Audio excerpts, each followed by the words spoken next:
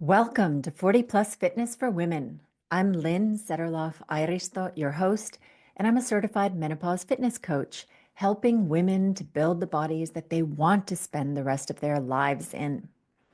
And today I wanted to share 6 things that I have changed my mind about since turning 50. And some of them are maybe opinion things, and others are really due to the fact that I know so much more about what our bodies have gone through and what our bodies need in perimenopause and beyond. So I wish I had known most of these things already when I was in my mid 30s, because that's probably when I started to have perimenopause symptoms. But better late than never. And hopefully, this will help some of you to get to that next phase in your fitness journey a little bit sooner than I did. I have to start by saying that my 50s have been wildly different than I ever imagined they would be. I somehow always thought that when you turn 50, it was kind of the beginning of the end and you get all settled down and you don't do new stuff. You're kind of old, right? But I think 50 is really, really changing. For me, I think the biggest change probably came from the fact that I got divorced and kind of got to reinvent myself or get back in touch with who I really am and what I really want and need. And one of the things I noticed that I really enjoy is going out. I love music. I love going out dancing. I love to hang out with friends. I love to laugh and talk and just enjoy life. Hang out on a beach. I've learned how to boat. I'd never been on a boat before I started dating again in my late 40s. So many things. And one of the most recent ones is that, and I never ever envisioned myself, this is one of those things. I am dating a guy who also is totally into weight training and fitness. So I never thought I'd be one of those, couples training in the weight room together. Oh, and here I am. I mean, we don't train together. We go to the weight room together, and he does his thing, and I do my thing because he does his typical guy stuff, which is, he has 16,000 different chest exercises he needs to do and bicep, tricep, and all that. And then he'll spend half an hour on legs, you know? And in the meanwhile, I'm the super optimizer who is like, hey, I want to get max results for my time there. And so we do very, very different looking workouts. But both with the same goal, and we're both there and eating our protein and getting our sleep and all those things. So really, really fun. But today I wanted to get into kind of the biggest things that I've changed my mind about when I think about what I used to think about fitness and eating and health. And the big trigger for me was when I realized when I was about 49 and a half, right when I was about to turn 50, I noticed that even though I was training like a maniac, going to body pump classes, boot camp classes, all these things, and sweating like a pig, feeling really, really accomplished, I was not looking like it. I had like lost my muscle tone and gained fat all over my body and belly fat particularly. And I was like, holy cow, this is not what I look like. I refuse to look like this. And so I started to figure out what is it that I need to be doing and what am I doing wrong. And that has led to so many changes in my thinking that I'm not the same person as I was back then.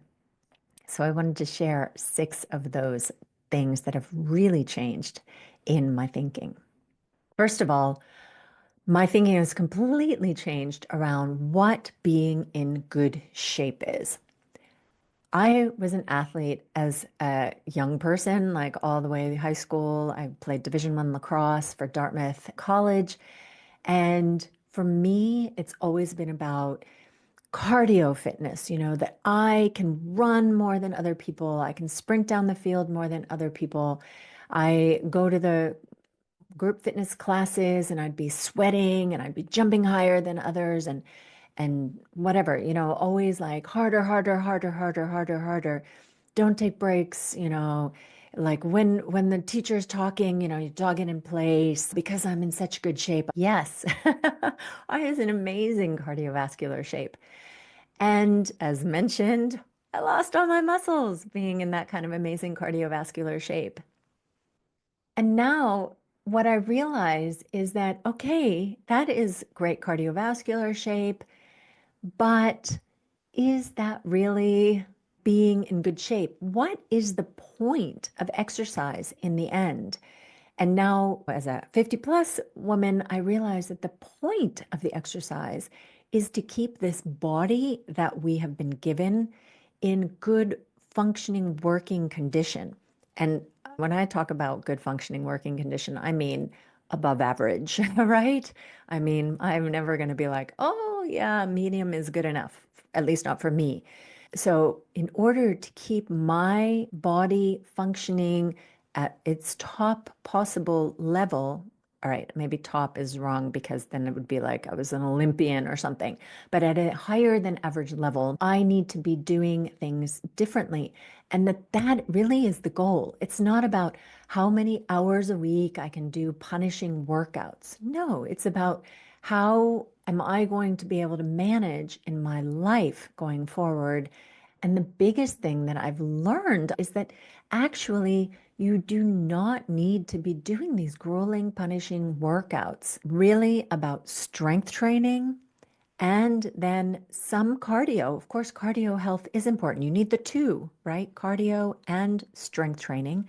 But I was way overdosing on thinking that cardio is king. It is the answer. Then I'm in shape.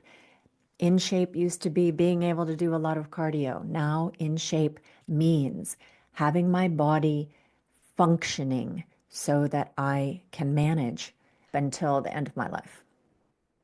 The second thing I have totally changed my point of view on is calories. When I would go to do those grueling cardio workouts, of course, I would be checking my calories afterwards. Woohoo! If I was 550 calories or more in that hour session, it was not unusual for me. That's how hard I was going. And what I have realized now is that actually, A, those calorie monitors are completely inaccurate. You cannot rely on them at all. So if your treadmill is telling you something, forget it. If your sports watch is telling you something, forget it.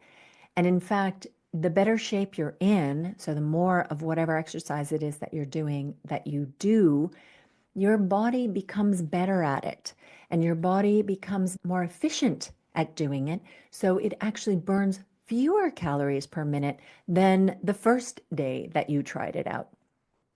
So, in fact, when you're able to do the hour of sweaty exercise and feeling great and whatever, and it was telling me that 500 calories plus, I was not burning 500 calories plus. I was probably burning fewer calories than I was the first day that I went there because my body had just gotten better at doing those exercises and become more efficient. So that was completely thrown out the window.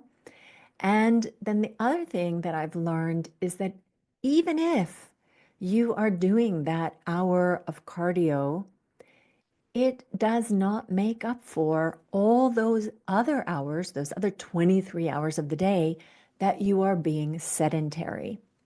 So I am somebody who worked at a desk job, marketing executive, and so I was sitting in front of my computer. It was not unusual, 8 to 10 hours a day, plus traveling to and from the office, sitting in the car, sitting when I'm eating dinner, sitting, watching TV, so much sitting.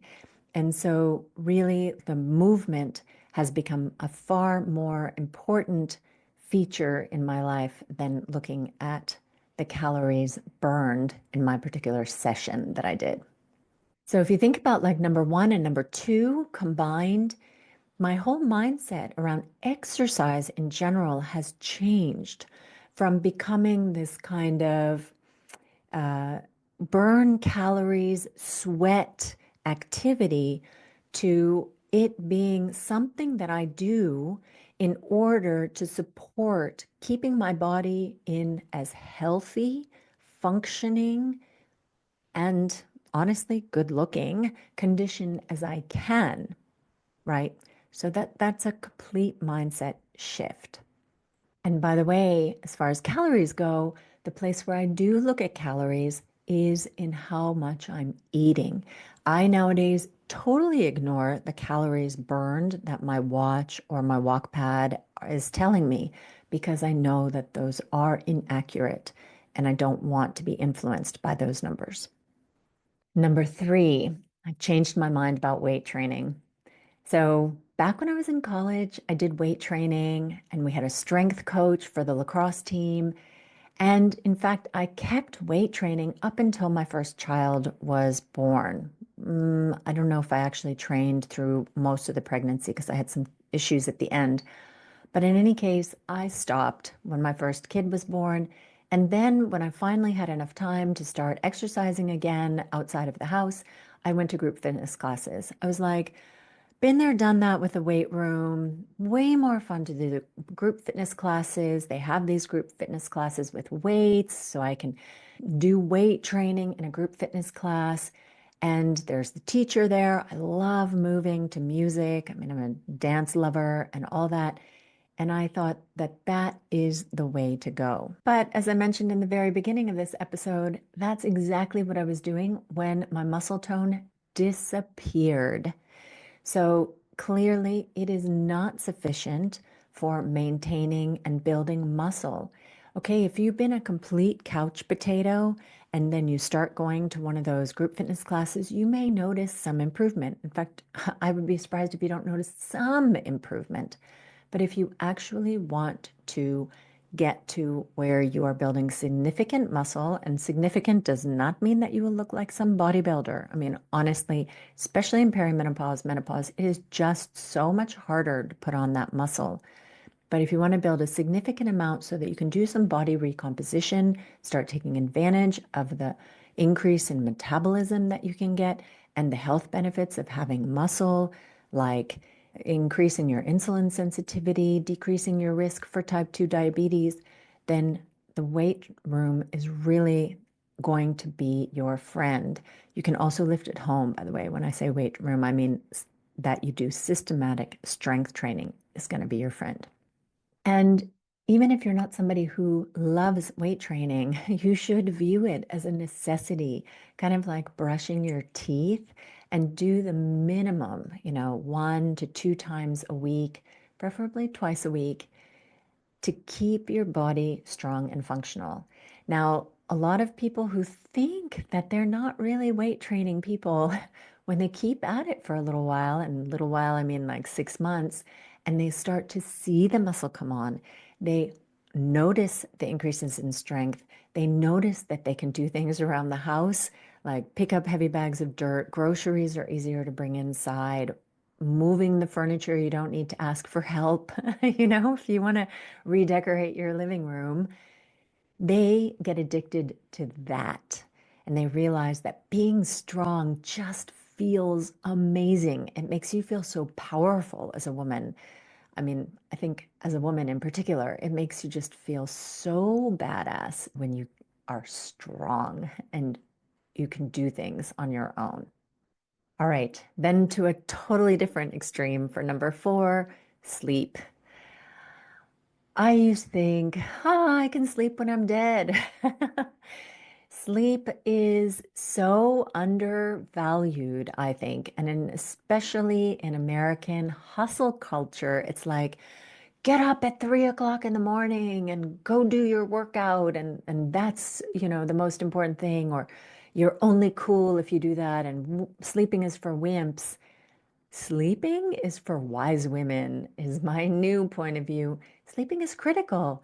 If you haven't gotten enough sleep, you're not recovering, your mind is not going to be working in the same way, your hunger and satiety hormones are going to be out of whack, so you're going to eat incorrectly, then you're going to start gaining weight, and it's going to be this whole, downward spiral that starts to happen. So sleep has become really one of my top priorities, to the point where when I was dating, this was a serious criteria for the guys, right? If if I was on a date with somebody and it's like, I have sleep apnea, or I snore, or I roll around a ton in bed, red flag, red flag. My current boyfriend, the first night we spent the night together was amazing. I was so happy because I got to sleep. He wasn't one of these people that wiggles around. He is like me, falls asleep, stays in one position, maybe flips over once or twice a night, but oh, it is so important for me to get my sleep. Unbelievably important. So that has risen in priority like so much. If you have not been getting sufficient sleep, or if you're tired during the day, you feel like you're living on caffeine, you're just dragging around the house, try a week or two, if you can, of making a point of getting enough sleep and just feel the difference of what your life can feel like if you get enough sleep. I really think that is amazing. Number five that I've changed my mind about is aging. So I used to not really think about aging. And then suddenly I got scared to death of aging as my parents started getting older, as their friends started to decline, and they kept telling us, oh, so and so couldn't come over because they can barely walk. These types of stories kept coming up. And then I started noticing older women out and about and noticing how hard it was for them to get up out of chairs in restaurants or go down like two little stairs when they're leaving a restaurant. And I'm thinking, how old are these women? They don't even look that old, and they're already having trouble getting around. And I started to really freak out about aging. I don't want to be like that. I don't want to be limited. I don't want to be the one who can't travel or holding everybody up or slowing everybody down. I want to be in good shape. And now that I have changed my perspective on working out to be something that supports healthy aging, and not just healthy aging, but the ability to really have an excellent health span and quality of life till the end. I mean, what's the joy of living to be 90 if you are dependent on others or bedridden, or your world has really shrunken to your own house because you can't walk enough to go outside or whatever? So, what changing my whole workout philosophy has done for me, and being stronger has done for me, is I feel so much more in control of my destiny. I feel like there are so many levers that I can pull to stay healthier, stronger, fitter, quality of life, all those things. And I'm pulling them. And it makes me feel so much more confident and in control of this whole aging thing. And finally, number six, I have changed my opinion on tracking what you eat. So, yeah, I understand that tracking what you eat is important when you're dieting, for sure. That's clear. But what about when you're not dieting? Maybe you're somebody who doesn't really need to lose weight. What's the point of tracking? And what I learned through tracking myself really strictly is that you learn so much. Oh my God. And the things that you learn help you to maintain your weight, eat in a more healthy, maybe that's a weird word, healthy, but like achieve your kind of nutrition goals, like, for example, getting enough protein or getting enough fiber. And tracking is really the only way to do it. I can't tell you how many people I have had start tracking, and then they say, oh, I thought I was eating more protein than I am, or oops, or they think that they're eating a certain number of calories and then they realize that, ooh, okay, now that I really weigh it and measure it and track it, I realize that my serving sizes are quite high. And and for me, I don't track, like put things in a tracker all the time, but for serving sizes, because I buy like these big tubs of Greek yogurt, for example, and then, I scoop out of that my serving. Well, I'm really bad at eyeballing it. So I do weigh out how much Greek yogurt I'm going to have because I want to stay in my serving size. I don't need to eat like 1.5 servings of it. One is plenty for me. And so tracking has really, really helped me to build new eating habits. And by new eating habits built by tracking, I don't mean that I've cut things out of my diet, but I just know that, hey, if I'm going to have a sandwich, yeah, I could choose to put turkey or ham on it, for example. And they're not that hugely different for me as far as my enjoyment. I have turkey that I really love, and now I make the choice of eating the turkey most of the time, but sometimes I want the ham, but I'm making the conscious choice that, all right, today I will have the ham, and I know that's a little bit more, and maybe the turkey would be a little bit less, but I feel like having the ham. So I think for that reason, the tracking is really helpful. And I hope that doesn't sound like, hey, you need to be obsessing about everything that you eat. It's more about being aware and eating purposely and consciously. So, in summary, the 6 things that I've changed my mind about in my 50s are number one, what being in shape is. So now I have much more of a long-term perspective on that rather than how well I can get through a sweaty cardio class. Number two, calories burned. I have started ignoring them completely because I understand that the measurements are very inaccurate, not really worth looking at all. Number three, systematic weight training. I used to think that cardio classes with weights was enough. Now I know better. Four, sleep. I have understood the value of sleep, and it is one of the things I prioritize super highly in my life, getting in the 7 to 8 hours every night. And if I have a shorter night, trying to catch up on my sleep afterwards. Five, it's aging. I used to be scared of it. And now I realize that I can control what my aging journey is going to look like by keeping my body fit and healthy. And finally, tracking what I eat. That has been an amazing tool for making sure that I hit my protein goals and my fiber goals. So I hope this episode was helpful to you. What have you changed your mind about in midlife about health and fitness? I would love to hear. So drop me a message in Instagram. The link is in the show notes. And with that, I leave you till next week. Happy training.